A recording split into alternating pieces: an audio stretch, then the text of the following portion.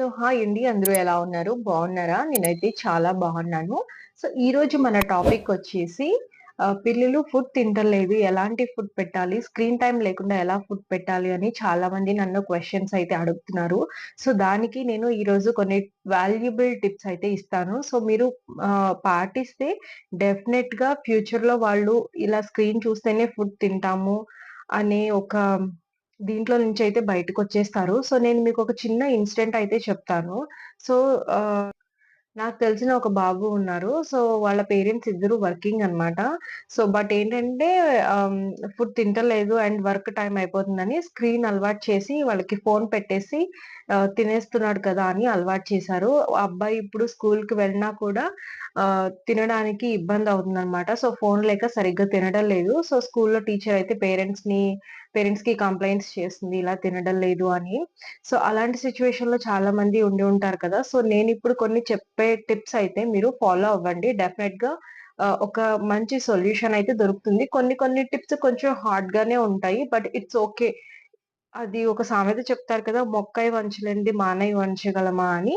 So, అలాగే అవుతుంది. ఇదే స్టేజ్‌లో మనం గనుక వాళ్ళని కంట్రోల్ చెయ్యలేదు అనంటే మళ్ళీ పెద్దయ్యాక వాళ్ళనసల కంట్రోల్ చేయలేము. వాళ్ళు చెప్పినా కూడా మనం చెప్పినా కూడా వాళ్ళసల వినరనమాట. సో, అందుకని చాలా జాగ్రత్తగా వినండి అందరూ. అండ్ స్ ఇంకొక క్వెషన్ ఏంటంటే స్క్రీన్ ఉంటే ఏంటి తింటున్నారు కదా! అని అదే రొటీన్ అయితే మీరు ఫాలో అయ్యారంటే ఫస్ట్ ఆఫ్ ఆల్ స్క్రీన్ చూస్తూ తింటే మనమే తింటున్నాం. సినిమా చూస్తూ ఏదైనా తింటున్నాము. ఎంత తింటున్నాము? ఏం తింటున్నాము? అనే ఇన్ స్మాల్ థాట్ కూడా మనకి ఉండదనమాట. సో, ఇంత పెద్దవాళ్ళం మనకే ఇలా ఉంటే, అంత చిన్న చిన్న పిల్లలకు ఏం తింటున్నారంటే, ఆ ఫుడ్ యొక్క వాల్యూ వాళ్ళకి తెలీదు. ఆ ఫుడ్ టేస్ట్‌ని వాళ్ళు గ్రాస్ప్ చేసుకోలేరు. సో, చాలా డిఫికల్టీస్ ఉంటాయి. సో, అందువల్ల ఫుడ్ అయితే ఎప్పుడు కూడా పీస్‌ఫుల్‌గా వీలైతే ఫ్యామిలీతో కూర్చొని తినాలనమాట. సో, ఇప్పుడు నేను కొన్ని పాయింట్స్ అయితే చెప్తాను. మీరైతే వాటిని గుర్తుపెట్టుకొని ట్రై చేయండి. డెఫినెట్‌గా వర్కౌట్ అవుతుందని నేను అనుకుంటున్నాను. సో, నేను చెప్పే ఫస్ట్ టిప్ ఏంటంటే, పిల్లలకి 10 months, 11 months, 1 year near by వచ్చిన పిల్లలందరికీ కూడా సెల్ఫ్ ఈటింగ్ అనేది అలవాటు చేయండి. అంటే వాళ్ళంతట వాళ్ళే తీసుకొని తినేలాగా అలవాటు చేయండి. సో, స్టార్టింగ్‌లో కొంచెం ఇబ్బందిగా ఉండొచ్చు. సో, నేను క్యాండీకైతే 10, 11 మంత్స్ అప్పుడే అలవాటు చేశాననమాట. సో, ఎలా అంటే ఫుడ్ నేను పెట్టేదాన్ని. సో, లాస్ట్‌లో కొంచెం ఉంటుంది కదా! అది తనకే వదిలేసేదాన్ని తినమని. సో, అలా నేను తనకి కొంచెం కొంచెం అయితే అలవాటు చేశాను.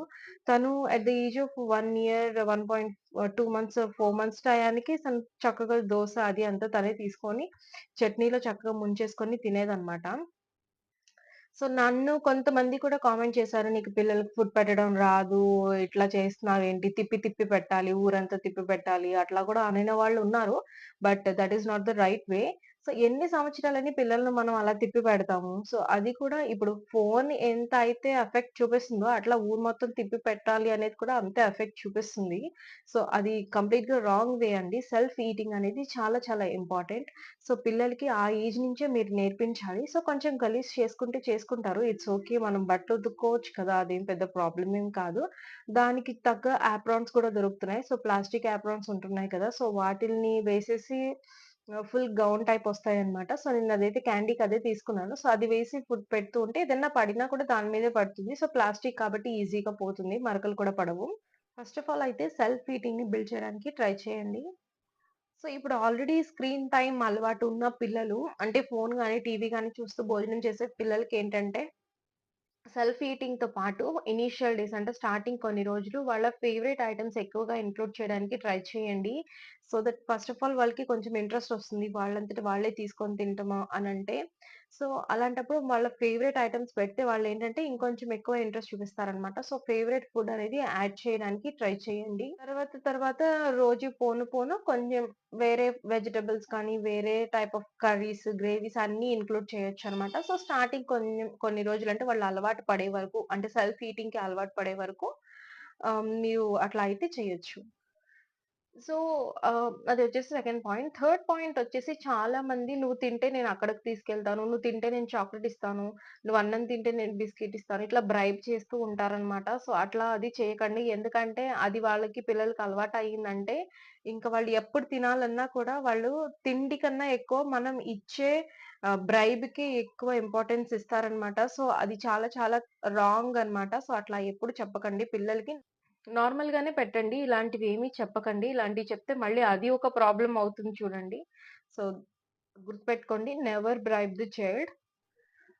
సో, ఎప్పుడు కూడా పిల్లల వెనకాల పరిగెత్తి, పరిగెత్తి, పరిగెత్తి పెట్టడం అనేది మానుకోండి. కుదిరితే అందరూ కూర్చొని మీ ఫ్యామిలీ మొత్తం కూర్చొని తినడానికి ట్రై చేయండి. మీరేం తింటున్నారో కిడ్స్‌కి కూడా అదే పెట్టండి.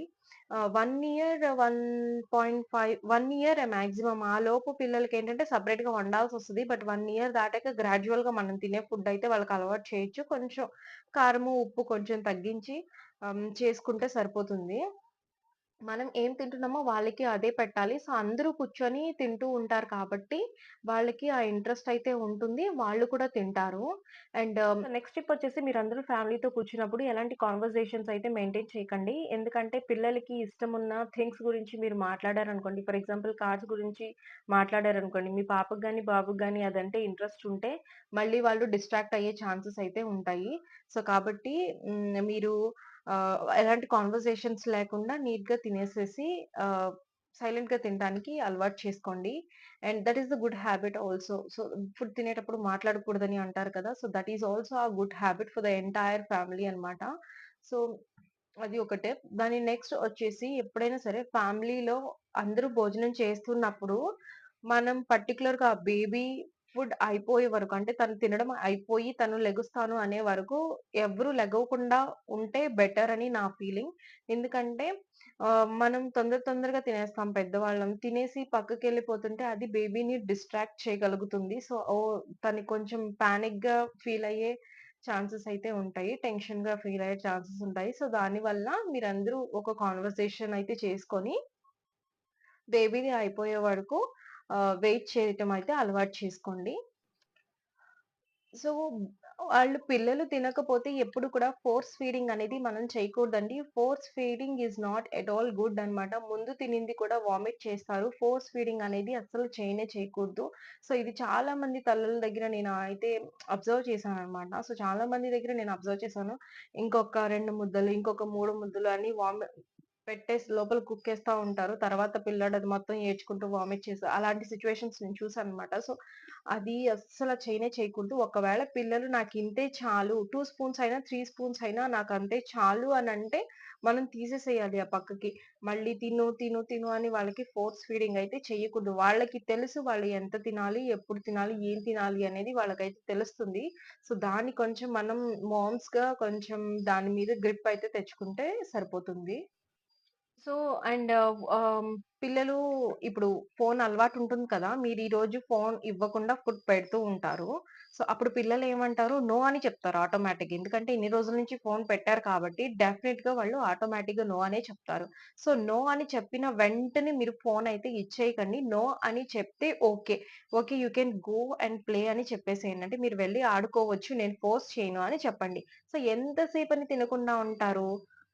వాళ్ళు రిటర్న్ రావాల్సిందే కదా! ఆకలి ఎలా ఉంటుందని మనకి తెలుసు కదా! సో, వాళ్ళకి కూడా తెలుస్తుంది కదా! సో, వాళ్ళని వెయిట్ చేయండి. మీరు వెయిట్ చేయండి. వాళ్ళు మళ్ళీ వచ్చి పెట్టు అనే వరకు వెయిట్ చేయండి. అప్పుడే వాళ్ళకి ఫుడ్ వాల్యూ తెలుస్తుంది. లేదంటే ఇది చాలా పెద్ద ప్రాబ్లమ్ అవుతుంది. ఏంటి తిను ఇలా చెప్తుంది అని అనుకోకండి. సో, నేను చెప్పిన ప్రతి పాయింట్ కూడా చాలా వాలిడ్ పాయింట్ అండ్ చాలా ఇంపార్టెంట్ పాయింట్ అన్నమాట. పిల్లలకి ఒక డిసిప్లిన్ అనేది నేర్పిస్తున్నట్టన్నమాట మేము. ఆహ్ ఒకవేళ మీకిది ఎవరికన్నా నచ్చకపోవచ్చు. బట్ ఇదే ట్రూ. సో, ఇదైతే మీరు కొంచెం గుర్తుపెట్టుకొని అట్లయితే ఫోనయితే ఇవ్వకండి. అండ్ ఫుడ్ పెట్టేసాక తినడం లేదు అనంటే వెంటనే పరిగెత్తుకుంటా ఎళ్లి వేరే ఆల్టర్‌నేటివ్స్ కుక్ చేసుకొనొచ్చి పెట్టకండి. సో, అంటే ఎందుకంటే వాళ్ళు భోజనం ప్లేస్‌లో మనం క్విక్ ఫిక్స్ లాగా ఏయన్నా వేరే వేరే స్నాక్స్ అవి ఇచ్చేసామనుకోండి, ఫోను చూడకుండా తినేస్తున్నాడులే అని.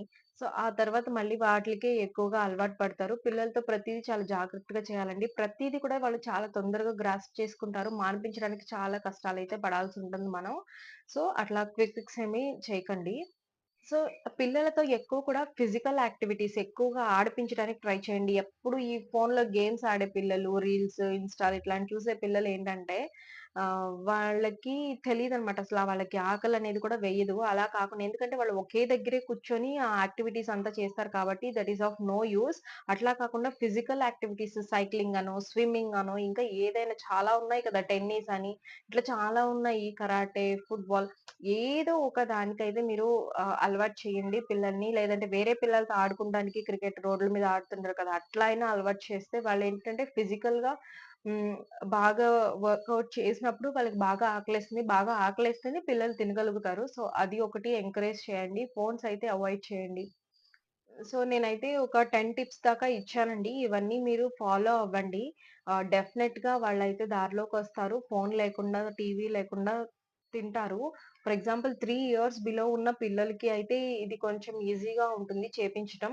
కొంచెం త్వరగా మానిపోయే ఛాన్సెస్ అయితే ఉంటాయి. బట్ 4 ఇయర్స్, 5 ఇయర్స్ అంటే కొంచెం ఆల్రెడీ నాలెడ్జ్ ఉంటుంది కాబట్టి కొంచెం టైం తీసుకోవచ్చు. బట్ ఆహ్, మరీ అలా అని వద్దన్నాను కదా! అని చెప్పి వాళ్ళసల 2, 3 రోజులు ఏం తినకుండా నీరసంగా ఉంటే అలా పెట్టకుండా ఉండకండి. నేను ఆ ఉద్దేశంతో అయితే చెప్పలేదు. మళ్ళీ ముందే చెప్తున్నాను. ఒక పూట తినలేదు అనంటే, రెండో పూట వాళ్ళకి నచ్చింది ఏదైనా ఇట్లా ఆడిపించండి. పార్క్‌కి గాని ఎక్కడికన్నా తీసుకెళ్ళి బాగా ఆడిపించండి. ఫిజికల్ యాక్టివిటీ బాగా చేపించండి. సో, అప్పుడు తింటుంది. సో, హైదరాబాద్‌లో ఉన్నప్పుడు కన్నా మేము తెనాలి షిఫ్ట్ అయ్యాక క్యాండీ కొంచెం బాగా తినటానికైతే ఎంకరేజ్ చూపిస్తుంది. ఎందుకంటే సైకిల్ తీసుకొని ఇక్కడ చాలా ప్లేస్ ఉంటుంది. మొత్తం తిరిగి బాగా ఆడుతుందనమాట. సో, తనకు ఆకలేస్తుంది. ప్రతి పూట తనొచ్చి మమ్మీ నువ్వు పెట్టు అనే వరకు కూడా నేనైతే పెట్టను.